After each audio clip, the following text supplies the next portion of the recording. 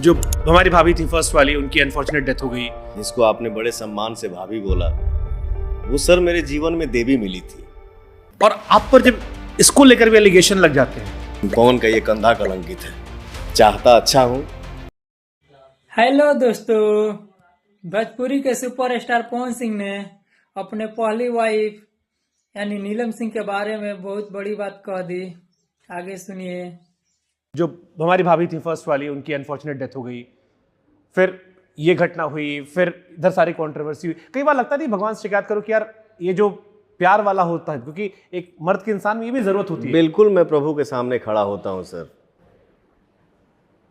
मैं बोलता हूँ भगवान इतना क्यों परीक्षा लेना, मैंने किसका क्या बिगाड़ा है।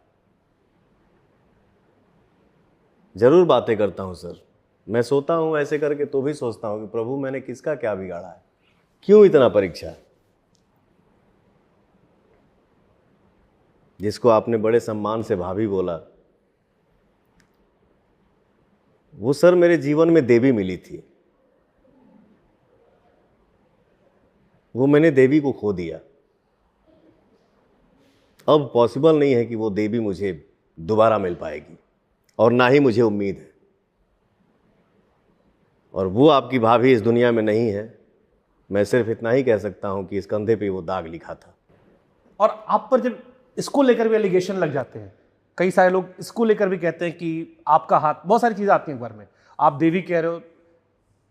क्या आता है मन में फिर ये सब, जब ये सब खबरें आती हैं कि आप पर ही आरोप लगा दिया गया जिसको आप देवी कह रहे हो? सर 3-3.5 महीना का तो सफर है उसके साथ।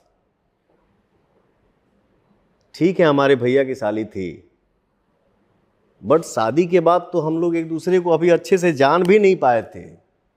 और ऐसा भी नहीं है कि 3.5 महीना हम लगातार उनके साथ रहे हो। कभी अम्मा हो गई, कभी उनकी बड़ी बहन हो गई, हमारे भैया हो गए, हमारे भतीजा साहब हो गए। वही बात है ना सर, इस कंधे पे दाग लिखा था सो लग गया। तो किसी को अगर नहीं भी बोलना होता है, वो भी पवन को सुना देता है, और मैं सुन लेता हूँ सर। क्या करूँ, जीवन है। माई से रिश्ता कैसा है? माई से अभी डांट वाट लेती हैं? आप घर में बहुत बड़े हो गए हो आप। नहीं सर, यही तो बात है। मैं चाहता हूं, देखिए इस धरती पे कोई अमर होके नहीं आया है। ऐसे पैदा होना है और ऐसे निकल जाना है। ये प्रॉपर्टी हमरे नाम, वो प्रॉपर्टी हमरे नाम।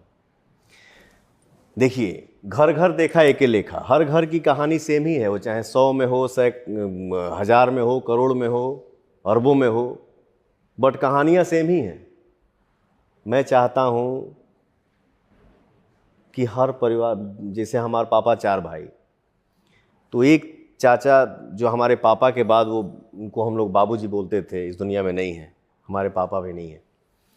तो वो हमारे पैदा होने के समय या हमारे पैदा होने के पहले से ही, वो शुरू से ही अलग है। उनका घर वर भी गांव में अलग है। बट ये जो हमारे पापा के साथ 2 चाचा और हैं, तो मैं चाहता हूँ कि परिवार मिल के रहे। हर इंसान को सोचना चाहिए। उन्हें चुरा के, ये चाची देख तो कोई दिक्कत अच्छा। नहीं है ना। भाभी नाराज मत हुई, ठीक बा, भेज देता नहीं। लेकिन बातें छुपती नहीं हो, दीवार का कान होता है। अब एक दूसरे का मैटर जब जानना होता है, तो परिवार में थोड़ा सा द्वेष पैदा होता है कि वो ऐसा क्यों किए, उनको क्यों दिए, क्या तरीका है, मत करो ऐसे। रही बात माँ की, तो सर इस दुनिया में पवन के जीवन में जीते जी भगवान भी मेरे माँ के बाद है।